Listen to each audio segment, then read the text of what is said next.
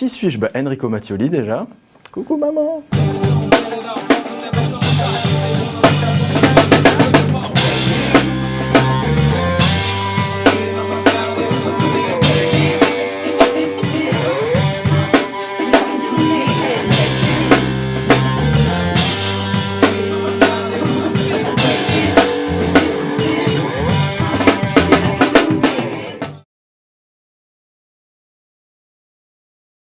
J'ai commencé par le piano, parce qu'il y avait un piano à la maison, tout simplement.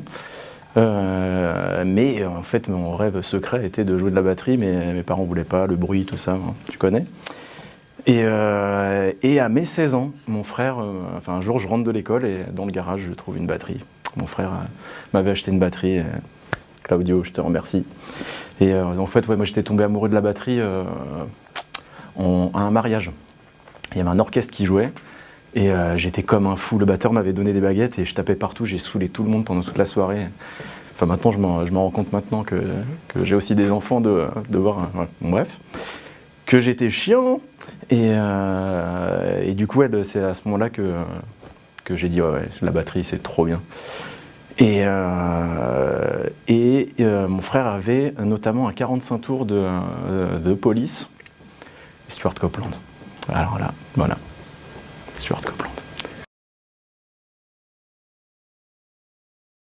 En faisant des jams, en allant dans les jams, à l'époque, il y avait plein, Raphaël Chassin, Jeff Ludovicus et tout, qui allaient dans ces jams-là, à la Macara, le Caverne, des jams mythiques, ça donne vieux. Et donc, ouais, on se rencontrait, puis voilà, on s'échange les numéros de téléphone, et puis petit à petit, tu rencontres des gens, on t'appelle. Ça le fait, il y a un pote à toi qui t'appelle pour faire un remplacement, tout ça. Ouais, c'est autour des jam sessions, c'est vraiment le truc principal, quoi. C'était carrément une super histoire. Je vais à une jam dans un club qui s'appelle l'Utopia, il y a de ça un moment. Et Mauro Seri, je ne sais pas si tu veux, voilà, guitariste de blues rock émérite, qui animait la jam, donc je joue et tout, il fait « Ah, c'est sympa comme tu joues, laisse-moi ton numéro de téléphone, on ne sait jamais, un jour, si mon batteur n'est pas là, je t'appellerai et tout. » Et donc il me dit je joue à l'Utopia samedi prochain, viens me voir. Ok, super. Donc j'arrive avec une petite voiture, je me gare et tout, le téléphone qui sonne. Et il me dit écoute, prends tes cymbales, tes baguettes, le batteur a eu un souci, il n'a pas pu venir. C'était Marc Jacquemin, le batteur à l'époque, qui jouait avec Mauro. Et je dis là, je suis juste devant là, je suis garé, il fait tu viens.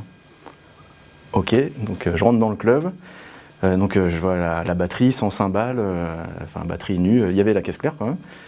Et le barman me donne 2 vieux fagots tout pourraves. Et donc j'ai fait les 4-7 avec lui, donc c'était 4-7 de morceaux que je connaissais pas. La pression, et puis de là je suis resté avec lui en fait, il m'a gardé. Donc c'était une super expérience, première expérience professionnelle avec un vrai guitariste professionnel, c'était super.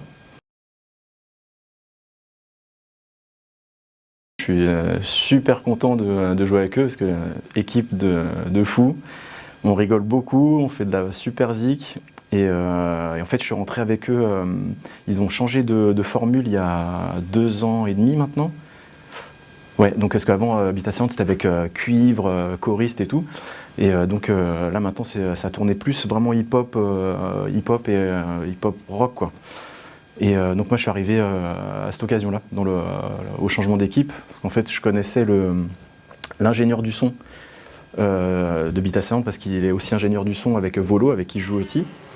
Et du coup, il m'a dit, il y a une audition pour Bita Sound, si tu veux, envoie tes coordonnées à Nico, le clavier. Et puis donc j'ai été pris.